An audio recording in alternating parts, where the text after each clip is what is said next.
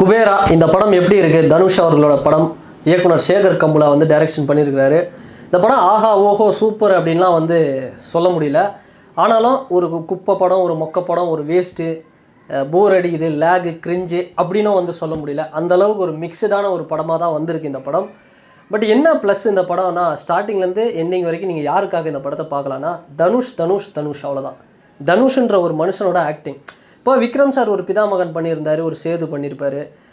இப்போ கமல் சார் ஒரு 16 வயது நிலை அந்த கேரக்டராகவே வந்து பண்ணியிருப்பாங்க. ஸோ அது மாதிரி ஒரு கேரக்டராகவே தனுஷ் அவர்கள் ஒரு இவ்வளோ பெரிய ஒரு ஒரு ஃபேன் பேஸ் வச்சுருந்தோம். இப்படி ஒரு கேரக்டர் பண்ணது ஒரு பெரிய ப்ளஸ் இந்த படத்துக்கு. ஸ்டார்டிங்லேருந்து எண்டிங் வரைக்கும் தனுஷ் மட்டும்தான். ஒரு பிச்சை எடுப்பவர்கள் வந்து எப்படி ஒரு ஒரு ஆக்டிங் வந்து இது பண்ணுவாங்க, அதாவது ஒரு அவங்களோட மாடுலேஷன், பாடி லாங்குவேஜ், அவங்க பேசுகிறது, அவங்களுடைய அந்த உணர்வுகள், இதெல்லாமே வந்து பக்காவாக அந்த ஓடுறது, நிற்கிறது எல்லாமே வந்து தனுஷ் அவர்கள் கரெக்டாக பிச்சை எடுப்பவர்களை போல் அவ்வளோ சூப்பராக வந்து அக்யூரேட்டாக பண்ணியிருக்கிறாரு. அதுதான் வந்து இந்த படத்தில் வந்து ஒரு பெரிய ப்ளஸ் அப்படின்னு வந்து சொல்லுவேன். ஸோ இதை தாண்டி வந்து நாகார்ஜுனா தெலுங்கு நடிகர், அவர் வந்து ஒரு போட்டிருக்கிறாரு. அந்த மனுஷன் இந்த படத்திலே பார்த்தோம்னா இவர் வந்து நல்லவரா கெட்டவரா அப்படிங்கிற மாதிரி ஒரு கேரக்டரு.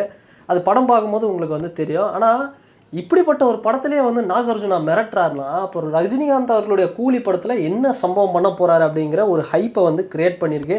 அப்படி ஒரு ஆக்டிங் நாகார்ஜுனா அவர்கள் இந்த படத்துக்கு ஒரு பெரிய தூணாக இருக்கிறாரு. இது தாண்டி ராஷ்மிகா மந்தனா இந்த படத்தில் ஒரு பெரிய ப்ளஸ்ஸு. ராஷ்மிகாவோட ஃபேன்ஸுக்கு வந்து ஒரு பெரிய ட்ரீட்டு. இல்லை ராஷ்மிகாவே எனக்கு பிடிக்காது அப்படின்னாலும் அது ஒரு இரிட்டேட்டிங் ஃபெல்லோ அப்படின்னு வந்து சொன்னால் கூட ராஷ்மிகா வந்து அவங்களோட பர்ஃபார்மன்ஸும் வேறு லெவலில் இருக்குது அப்படின்னு தான் சொல்லணும். அப்படியே துருன்னு அவங்க வந்ததுலேருந்து கிளைமேக்ஸ் வரைக்குமே ராஷ்மிகா அவ்வளோ சூப்பராக வந்து இந்த படத்தை வந்து செம்மையாக ஒரு தாங்கி வந்து பிடிச்சிருக்கிறாங்க. அவ்வளோ ஒரு சூப்பரான ஒரு கேரக்டராக தான் வராங்க. ஸோ இதை தாண்டி இந்த படத்தில் இப்போ என்ன எதிர்பார்க்குறாங்க அப்படின்னா, ஆடியன்ஸு தனுஷ் வந்து அடிக்கலையே யாரையும், தனுஷ் வந்து யாரையும் வெட்டலையே, தனுஷ் யாரையும் குத்தலையே, ஒரு அர்சூரன் மாதிரி, ஒரு கேப்டன் மில்லர் மாதிரி, ஒரு இந்த படம் மாதிரி இல்லையே அப்படின்னு தான் சில பேர் எதிர்பார்க்குறாங்க. இப்போ விஜய் ஆண்டனி பிச்சைக்காரன் ஒரு படம் நடித்தார். அதில் சில ஃபைட்டெல்லாம் வந்து செம்மையாக பண்ணியிருப்பார். அதுக்கு காரணம் அவரோட ஃபிசிக் வந்து அந்த படத்தில் செம்மையாக இருக்கும். பட் இந்த படத்தில் தனுஷ் அவர்கள் ஒரு பிச்சைக்காக எடுப்பவர்கள் எப்படி வந்து சண்டை போடுவாங்க, அவங்களுக்கு வந்து ப்ராப்பரான ஒரு ஃபுட்டு கிடைக்காது, ஒரு நியூட்ரிஷன் வந்து கம்மியாக இருக்கும், ரொம்ப கொஞ்சம் வீக்காக இருப்பாங்க, எதிர்த்து சண்டை போட முடியாது. அப்படி ஒருத்தர் வந்து எதிர்த்து சண்டை போட்டார்னா எப்படி இருக்கும், ஒரு அடி வாங்கினா எப்படி இருக்கும், அவன் பயந்தா எப்படி இருக்கும், சிரிச்சா எப்படி இருக்கும்ன்ற ஒரு விஷயத்தையும் இது காட்டினது தான் இந்த படத்தில் ஒரு பெரிய ப்ளஸ்ஸு. கண்டிப்பாக தனுஷ் அவர்களுக்கு இந்த படத்துக்கு ஒரு நேஷ்னல் அவார்டு அப்படிங்கிறது கண்டிப்பாக கிடைக்கும் அப்படின்னே சொல்லலாம். அப்படி ஒரு நடிப்பு. ஸோ அவ்வளோ சூப்பராக இருந்தது. இதை தாண்டி இந்த படத்தில் மைனஸாக நான் பார்க்குற விஷயம்னா, டைரக்டர் வந்து 3.25 மணி நேரம் 3 மணி நேரம் போன இந்த படத்தை எப்படியாவது இன்னும் ஒரு அரை மணி நேரம் ஃபுட்டேஜை கட் பண்ணி ஒரு 2.25 மணி நேரம் 2.5 மணி நேரத்தில் இந்த படத்தை முடிச்சிருக்கலாம். ஸோ அது வந்து ஒரு பெரிய மைனஸ்ன்னு சொல்லலாம். ஸோ அங்கங்கே லேகாக தெரிஞ்சாலுமே அதை உள்ள படத்தில் வர கேரக்டர்ஸ் எல்லாம் சூப்பராக தாங்கி பிடிச்சிருக்காங்க. ஸோ அது பெரிய ஒரு லேகாக தெரியாது.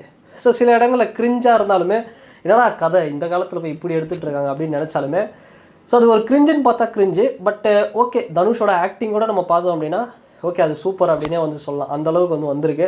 ஸோ இதை தாண்டி படத்தில் வர கேரக்டர்ஸ்லாம் என்னென்னா, ஒரு பிரகாஷ்ராஜ் மாதிரி இல்லை ஒரு தெரிஞ்ச ஒரு ஃபேஸ் ஒரு நடிகர்களெல்லாம் வந்து இந்த படத்தில் போட்டிருந்தாங்கன்னா இன்னும் சூப்பராகவே இருந்திருக்கும். அது ஒரு சின்ன ஒரு மைனஸாக வந்து இருக்குது. ஸோ கேரக்டர்ஸ்லாம் அந்த வில்லன்லாம் இன்னும் கொஞ்சம் வெயிட்டான ஒரு ஆளாக பிடிச்சி போட்டிருக்கலாம். ஸோ அதுதான் ஒரு பெரிய ஒரு மைனஸ் அப்படின்னு நான் சொல்லுவேன்.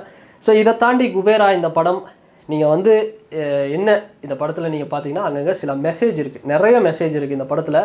அதெல்லாம் வந்து பார்த்தோம்னா நம்ம மேலே திணிக்கிற மாதிரி இல்லாமல் ஓரளவுக்கு நல்லாவே பண்ணியிருக்காங்க. ஸோ டாக்ஸிக்கான எந்த ஒரு நமக்கு ஒரு ஃபீலும் வந்து படம் பார்க்கும்போது வந்து தராது. ஒரு நல்ல ஒரு நாகார்ஜுனா சாரோட கேரக்டர்லாம் வந்து ஒரு நல்ல ஒரு சூப்பரான ஒரு கேரக்டராக இருக்கும், படம் பார்க்கும்போது ஃபீல் ஆகும். தனுஷ் அவர்களோட கேரக்டரு அதுவும் செம்ம வெயிட்டேஜான ஒரு கேரக்டரு. ஸோ இந்த படம் எதுக்குப்பா பார்க்கலாம், நான் நம்பி தேட்டருக்கு போகலாமா போக வேணாமா அதை மட்டும் சொல்லு அப்படின்னு நீங்கள் கேட்டிங்கன்னா கண்டிப்பாக 3 மணி நேரம். இப்போ ஐயின்னு ஒரு படம் வந்தது, விக்ரம் சாரோட நடிப்புக்காகவே அந்த படம் சில இடங்களில் கொஞ்சம் அப்படி இப்படி இருந்தாலுமே விக்ரம் சாரோட நடிப்பு பேசப்பட்டது. விக்ரம் சாருக்காகவே அந்த படத்தை போய் பார்த்தாங்க எல்லாருமே தேட்டரில். அது மாதிரி இந்த படத்தை கண்டிப்பாக தனுஷ் அவர்களோட ஆக்டிங்காகவே இந்த படத்தை தேட்டருக்கு போய் நம்ம தாராளமாக பார்க்கலாம். ஸோ ஓப்பனாக சொல்லணும் அப்படின்னா ஃபேமிலி ஆடியன்ஸ் இருக்காங்க. ஸோ அவங்களுக்கு வந்து இந்த படம் பெரிய அளவில் சப்போர்ட் பண்ணும், பெரிய அளவில் அவங்களுக்கு ஒர்க் ஆகும். பட் இதுவே வந்து ஒரு ஜென்ரல் ஆடியன்ஸு இல்லை நான் வந்து ஒரு வெறித்தனமான தளபதி ஃபேன் அப்படின்னா அவங்களுக்கும் பிடிக்கும். எது பிடிக்கும்னா தனுஷோட ஆக்டிங், அவரோட ஆக்டிங் தான் பிடிக்கும். ஸோ இதை தாண்டி வந்து ஃபேமிலி ஆடியன்ஸுக்கு பிடிக்கும். அண்டு ஜென்ரலாக சரி ஓகே ஒரு இந்த வாரம் ஒரு படம் 3 மணி நேரம் நான் பார்க்கணும் அப்படின்னா அவங்க தாராளமாக இந்த படத்தை போய் பார்க்கலாம்.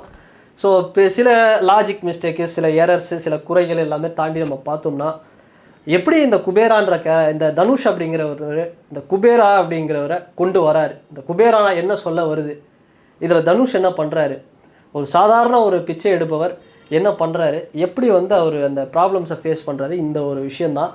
இது ரொம்ப அழகாக நீட்டாக சூப்பராக வந்திருக்கு. ஸோ டெக்னிக்கலி எல்லா வயசும் இந்த படம் சில ப்ளஸ் அப்படின்னு சொல்லலாம்.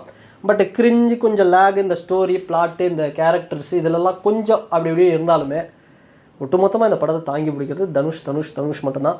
அவருக்காகவே இந்த படத்தை ஒரு 3 மணி நேரம் இல்லை, இன்னும் ஒரு 1/2 மணி நேரம் எக்ஸ்ட்ரா ஃபுட்டேஜ் இருந்தாலும் வந்து போய் பார்க்கலாம். அப்படி ஒரு நடிப்பு.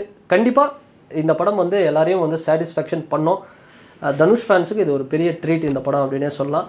ஒரு நல்ல ஒரு நடிப்பை வந்து கொடுத்துருக்காரு. கண்டிப்பாக அவருக்கு வந்து ஒரு தேசிய விருது அப்படிங்கிறது இன்னொரு முறை வந்து கிடைக்க வாய்ப்பு இருக்குது அப்படின்னு சொல்லலாம். ஸோ இந்த வீடியோ பற்றினா உங்களுடைய கருத்துக்கள், நீங்கள் யாராவது படத்தை பார்த்துருந்தீங்கன்னா கமெண்ட் செக்ஷனில் மறக்காமல் பதிவிடுங்க. அண்ட் வேறு ஒரு வீடியோவில் வேறு ஒரு கண்டென்ட்டில் நான் உங்களை பார்க்குறேன். மஃபா விலாக்ஸ் இந்த சேனலுக்கு நீங்கள் மறக்காமல் லைக் பண்ணுங்கள், ஷேர் பண்ணுங்கள், சப்ஸ்கிரைப் பண்ணுங்கள், கமெண்ட் பண்ணுங்கள், சப்போர்ட் பண்ணுங்கள்.